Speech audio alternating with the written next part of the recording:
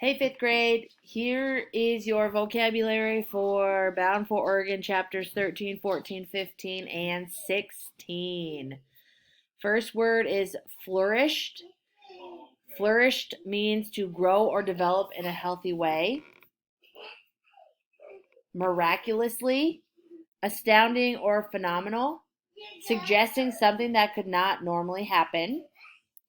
Mutely, not producing speech or vocal sound. Agony, extreme physical or mental suffering. Precariously.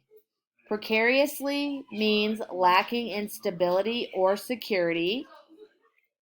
Breeches, item of clothing covering the body from the waist down with a separate covering for each leg or pants.